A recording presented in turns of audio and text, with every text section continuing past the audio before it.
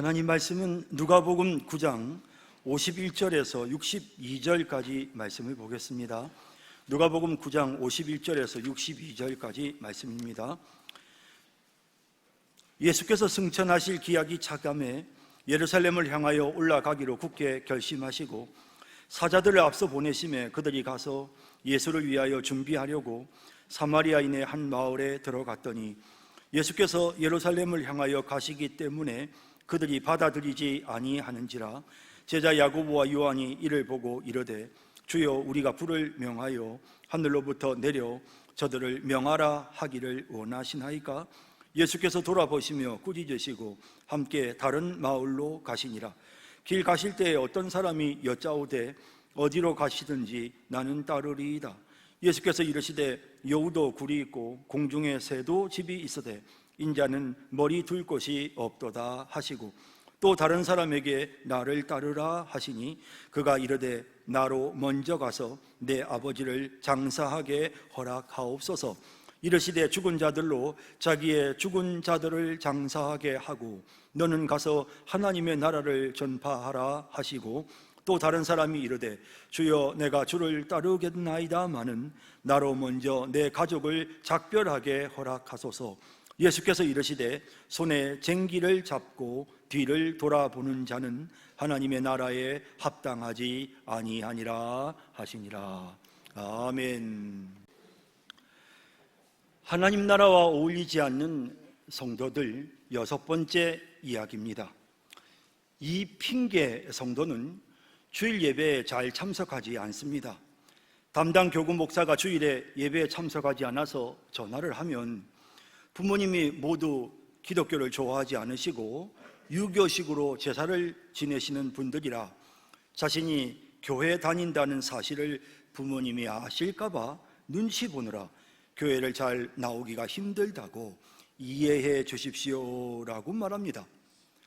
그렇게 교회를 뜨문뜨문 나오다 보니 출석한 지 5년 만에 겨우 세례를 받고 10년 만에 서리 집사가 되었습니다. 부모님 장례식 조문을 하러 온 담임 목사가 이제 어른들도 다 돌아가셨고 집사님도 되셨으니 앞으로는 신앙생활을 좀 더 열심히 하자고 권면하자. 이 핑계 이제는 집사죠. 집사는 안타까운 표정을 지으며 지금 막 사업이 확장되는 시기라서 당분간은 좀 더 회사 일에 전념해야 될 상황입니다. 이 회사의 모든 상황이 다 정상적인 궤도에 오르면 제가 머지않아서 신앙생활도 열심히 할 수 있을 것이라고 생각이 됩니다. 그렇게 될 수 있도록 목사님 기도해 주세요라고 부탁을 합니다. 적극적으로 신앙생활을 할 수 있는 시기를 저울질하면서 적당한 때를 기다리는 이 핑계 집사의 모습이 어찌 보면 지혜로워 보일 수도 있습니다. 하지만 예수님은 이 땅의 일에 우선순위를 두고 살아가는 이들을 향해 하나님 나라에 합당하지 않다라고 말씀하셨습니다. 아버지가 돌아가시고 나면, 부모님이 다 돌아가시고 나면 예수님을 뒤따르겠다고 말하는 사람, 가족들이 모두 독립하고 나면 그때부터 예수님을 뒤따르겠다고 말하는 이를 향해 예수님은 이렇게 말씀하셨습니다. 62절에 예수께서 이르시되 손에 쟁기를 잡고 뒤를 돌아보는 자는 하나님의 나라에 합당하지 아니하니라 하시니라. 쟁기를 잡고 뒤를 돌아보는 사람이 되어서는 안 됩니다.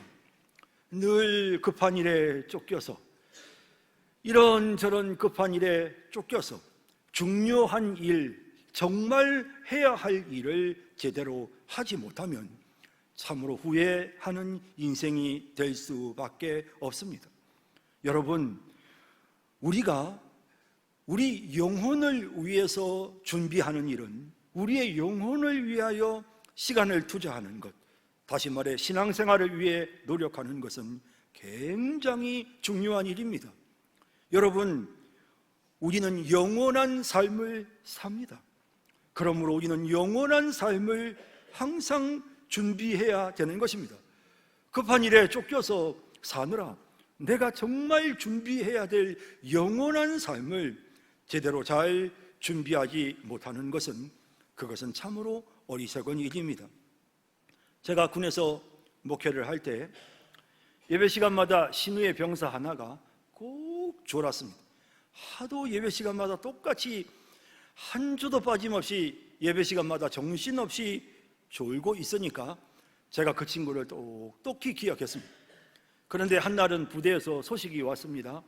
그 친구가 휴가를 보내기 위해 집으로 갔다가 그만 버스를 탔는데 안타깝게 버스가 전복이 되어서 사망했다라는 소식이 들려왔습니다.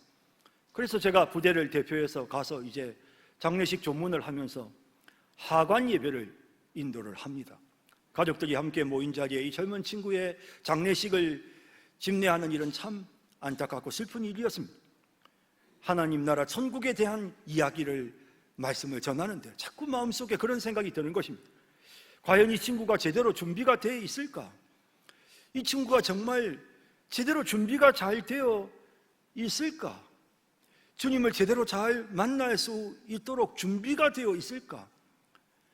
이렇게까지 빨리 갈 줄 알았더라면 좀 더 준비했을 텐데, 좀 더 준비를 시켰을 텐데 하는 그런 아쉬운 마음이 마음속에 한없이 밀려왔던 생각이 납니다.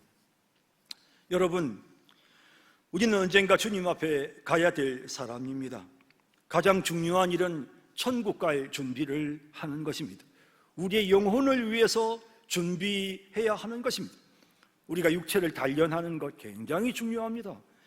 불과 이 땅에서 70년, 80년 살다가 썩어질 우리의 육체를 훈련하고 단련하고 건강한 상태로 만드는 것도 너무도 중요한 일인데, 하물며 영원히 살 우리의 영혼을 다듬고 우리의 영혼을 위하여 준비하는 일은 얼마나 중요하고 또 중요한 일입니까? 지금 당장 눈앞에 보이는 소소한 일들, 작은 일들로 인해서 정작 내 영혼을 하나님 앞에서 바로 세우는 일들을 제대로 하지 못한다면 이것은 참으로 어리석은 일이 아닐 수가 없는 것입니다. 이제 우리가 해야 될 일은 쟁기를 잡고, 그리고는 이제 정말 우리에게 주어진 사명을 감당하는 것입니다. 앞으로 전진하는 것입니다. 그래야 되는데 자꾸만 이런저런 핑계를 대면서 뒤돌아보다가 시간을 허비하는 그런 연약한 우리의 모습이 된다면, 여러분, 우리의 모습은 하나님 나라와는 정말 어울리지 않는 모습이라 할 것입니다. 여러분, 생각해 보십시오. 얼마나 우리에게 바쁜 일들이 많습니까? 이유가 참 많습니다. 핑계거리가 너무나도 많습니다. 그런 수많은 핑계들, 그 모든 것보다 우리에게 가장 중요한 일은 하나님 앞에 나아가는 일입니다. 주님을 섬기는 일입니다. 우리의 영혼을 반듯하게 건강하게 준비시키는 이 일이야말로 가장 중요한 일인 것입니다. 이 일을 위하여 헌신하고 충성을 다하여 하나님 나라에 합당한, 정말 하나님 나라에 어울리는 그런 삶의 모습으로 살아가는 우리 모든 성도님들이 다 되시기를 진심으로 바랍니다. 여러분, 우리는 이 본문을 통해서, 누가복음 9장에 나오는 이 본문의 말씀을 통해 정말 예수님의 제자들이 얼마나 연약한 사람들이었는지를 보고 느끼게 됩니다. 사실 이 성경이 기록되는 바로 그 시점, 누가가 이 누가복음이라는 성경을 기록했던 바로 그 시점은 초대교회가 한참 부흥하고, 그리고 정말 초대교회 놀라운 역사가 일어나고 그 이후로부터 또 시간이 꽤 많이 지난 그와 같은 시기에 이 누가복음을 기록합니다. 그러면서 오늘 본문에 야고보와 요한은 언급되어져 있지만 다른 사람들의 이름들은 구체적으로 언급되어 있지 않은데, 누가는 아마도 누가복음서를 쓰면서 이 이야기는 누구 이야기고, 여기 손에 쟁기를 잡고 뒤를 돌아보지 말라고 예수님이 책망했던 이 주인공은 아무개였고, 아마 다 그걸 알면서 이 성경을 기록했을 것입니다. 또 한편으로는 이런 이야기를 기록하면서 아이고 진짜 이분들은 이 이야기 속에 나오는 이 연약하고 하나님 나라에 정말 어울리지 않는 모습을 가졌던 이런 분들이 지금은 교회의 기둥 같은 지도자가 되어서 하나님의 영광을 위해서 크게 쓰임받는 하나님의 사도가 되었는데, 이런 사람들의 과거에 이 연약했던 이야기를 꼭 성경에 기록을 해야 되나 하는 그런 생각도 아마 마음속에 들었을 것입니다. 하지만 오늘 이 성경에 이 누가복음 9장에 집중적으로 연약했던 예수님의 제자들의 모습을 그대로 기록하고 있습니다. 왜 이들의 이 연약한 모습을 기록하고 있습니까? 이랬던 제자들이었다는 사실을 우리에게 알려주는 것입니다. 인간이 훌륭해서 하나님께서 그들을 사도로 쓰고 예수님의 능력 있는 제자들로 사용하시고 성경을 기록하는 저자들로 만드신 것이 아닙니다. 그들은 오늘 누가복음 9장에 나오는 이 사람들처럼 연약한 사람들이었습니다.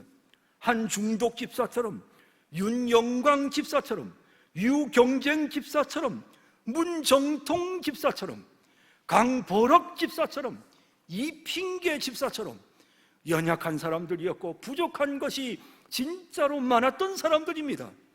하지만 이들이 변화되었습니다. 오늘 성경에 이들의 연약한 모습을 적나라하게 그대로 성경에 기록한 것은 이들이 변화되었다는 사실을 우리에게 분명하게 보여주기 위함인 것입니다. 하나님 나라에 어울리지 않았던 그들이 이제는 하나님 나라에 합당한 자들이 되었다고 오늘 우리에게 말씀하고 있는 것입니다. 여러분, 그렇습니다. 예수님의 제자들이 처음부터 훌륭했던 게 아닙니다. 예수님의 제자들이 처음부터 능력 있는 그런 위대한 하나님의 사람 아니었습니다. 우리랑 똑같이 연약하고 부족한 사람들이었습니다. 하지만 그들에게 성령이 임했습니다. 하나님의 말씀과 성령이 그들을 사로잡았습니다. 그럴 때 그들의 삶이 완전히 새롭게 변화된 것입니다. 천지를 창조하실 때 세상은 혼돈과 공허와 흑암 속에 있었습니다. 하지만 그 세상 속에서 하나님께서 빛이 있으라 말씀하셨습니다. 하나님의 신이 수면 위에 운행하셨습니다. 성령이 그곳에 역사하셨습니다. 그러자 보시기에 좋았더라. 흑암과 혼돈과 공허 속에 있었던 이 무질서한 세계가 보시기에 심히 좋았더라. 이렇게 변화되어지는 위대한 역사가 일어나는 것입니다. 여러분, 우리는 이 소망을 가지고 오늘 여기에 있는 것입니다. 여러분, 우리 모두가 다 연약합니다. 오늘 예배 시간에 함께 생각했던 이 예수님의 제자들의 모습처럼 우리에게는 너무도 연약한 부분이 많습니다. 하지만 이 제자들을 위대한 하나님의 사람으로 변화시키신 능력의 주님께서 오늘 우리를 새롭게 변화시켜 주실 줄로 믿습니다. 하나님의 말씀이 우리에게 역사하시면, 성령이 우리에게 역사하시면 이전 것은 지나갔으니 보라 새 것이 되었도다. 완전한 하나님의 사람으로 새롭게 변화되어지는 놀라운 역사가 일어나게 될 것입니다. 이런 소망과 꿈을 가지고 우리 말씀과 성령으로 충만하기를 하나님 앞에 기도하면서 신앙의 길을 달려가서 정말 위대한 하나님의 사람들로 변화받아 쓰임받는 우리 모두가 되기를 주님의 이름으로 축복합니다. 기도하겠습니다. 하나님, 오늘 주신 말씀을 우리의 마음속에 새깁니다. 하나님 나라에 어울리지 않는 그런 제자들의 모습, 바로 오늘 우리의 모습입니다. 하지만 우리에게는 소망이 있습니다. 말씀과 성령이 지금 우리에게 역사하시고 우리는 지금 새로워지고 있습니다. 우리는 다듬어지고 있습니다. 온전해지고 있습니다. 반드시 우리의 모습이 예수님의 제자들이 변화하듯 새롭게 변화될 줄로 믿습니다. 믿음의 길로 달려가는 우리 모두가 되게 해주시고 우리 성산교회 모든 성도들에게 변화, 새로워지는 역사가 일어나게 하여 주옵소서. 주님, 이제 저희가 성찬 예식을 거행하려고 합니다. 참으로 우리에게 은혜 주시기 위하여 예비하신 이 풍성하고 귀한 성찬 예식, 오늘 은혜 받기를 간절히 소망합니다. 이 떡을 먹고 이 잔을 마실 때 우리에게 놀라운 하나님의 은혜가 임하기를 소망합니다. 우리 주님과 연합하기를 원합니다. 우리 주님의 영이 우리에게 내주하셔서 풍성하게 되어지는, 영적으로 성숙하여지는 그런 은혜로운 역사가 이 시간, 오늘 이 성찬 예식에 참석하는 주의 백성들에게 온전히 임하게 하여 주옵소서. 예수님의 이름으로 기도드립니다. 아멘. 내가 너희에게 전한 것은 주께 받은 것이니 곧 주 예수께서 잡히시던 밤에 떡을 가지사 축사하시고 떼어 이르시되 이것은 너희를 위하는 내 몸이니 이것을 행하여 나를 기념하라 하시고, 식후에 또한 그와 같이 잔을 가지시고 이르시되 이 잔은 내 피로 세운 새 언약이니 이것을 행하여 마실 때마다 나를 기념하라 하셨으니 너희가 이 떡을 먹으며 이 잔을 마실 때마다 주의 죽으심을 그가 오실 때까지 전하는 것이니라. 그러므로 누구든지 주의 떡이나 잔을 합당하지 않게 먹고 마시는 자는 주의 몸과 피에 대하여 죄를 짓는 것이니라. 사람이 자기를 살피고 그 후에야 이 떡을 먹고 이 잔을 마실지니 주의 몸을 분별하지 못하고 먹고 마시는 자는 자기의 죄를 먹고 마시는 것이니라. 아멘. 우리 주님께서 우리에게 은혜를 주시려고 성찬 예식을 만드셨습니다. 우리는 이 성찬 예식을 통해 은혜를 받습니다. 우리 주님께서 우리에게 신령한 은혜를 주십니다. 우리가 이 예식에 참여하면 은혜가 우리에게 넘칩니다. 특별히 우리는 이 예식을 통해서 이 떡과 이 잔이 예수님의 십자가에서 죽으신 예수님의 살과 피를 상징한다는 사실을 기억합니다. 우리가 이 떡과 잔을 받으면서 예수님께서 날 위하여 살찢고 피 흘려주신 십자가의 은혜를 생각하면 우리에게 한량없는 은혜가 임합니다. 또한 우리는 이 예식을 거행하면서 주님, 나는 아무리 생각해봐도 이 떡을 먹고 이 잔을 마실 자격이 없습니다. 내 모든 허물과 죄를 사하여 주소서. 이 떡을 먹을 수 있도록, 이 잔을 받을 수 있도록 나를 거룩하게 하소서. 우리가 이렇게 회개하는 마음으로 이 예식에 참여할 때 우리에게 용서해 주시는 하나님의 놀라운 은혜가 임하게 되는 것입니다. 또한 예수님은 이것은 내 몸이라 하시고 이 잔은 내 피다라고 말씀하셨습니다. 그리고 이것을 먹고 마실 때 주님께서 우리에게 내주하신다고, 우리 주님께서 우리에게 임재하신다고 약속하셨습니다. 이 떡과 이 잔에 우리 주님이 영적으로 임재하십니다. 그래서 이것을 먹고 마시는 순간 신비롭게도 주님과 내가 하나가 됩니다. 우리 주의 영이 우리에게 임하시는 은혜로운 역사가 일어나게 되는 것입니다. 그래서 이 예식은 참으로 신비로운 은혜가 우리에게 임하게 만드는, 임하게 되는 예식인 것입니다. 뿐만 아니라 우리는 한 떡을 먹고 한 잔을 마십니다. 같은 떡과 같은 잔을 마시면서 식구가 됩니다. 우리는 하나다. 우리는 함께 먹는 우리 모두는 하나다. 이 사실을 생각할 때, 그래, 우리는 하나야, 우리는 한 가족이야, 하나야 라는 생각을 할 때 우리의 마음에 위로가 넘치고 기쁨이 넘치는 것입니다. 그러면서 우리에게 은혜가, 우리가 이렇게 한 가족이라는 사실이 우리에게 한없는 은혜를 우리에게 불러주는 것입니다. 하나님의 은혜가 임하게 만드는 것입니다. 그리하여 이 예식을 거행할 때 우리는 은혜를 받습니다. 오늘 이 예식을 통해서 우리 주님께서 우리에게 예비하신 풍성한 은혜를 받아 누리는 우리 모든 성도님들이 다 되시기를 진심으로 바랍니다.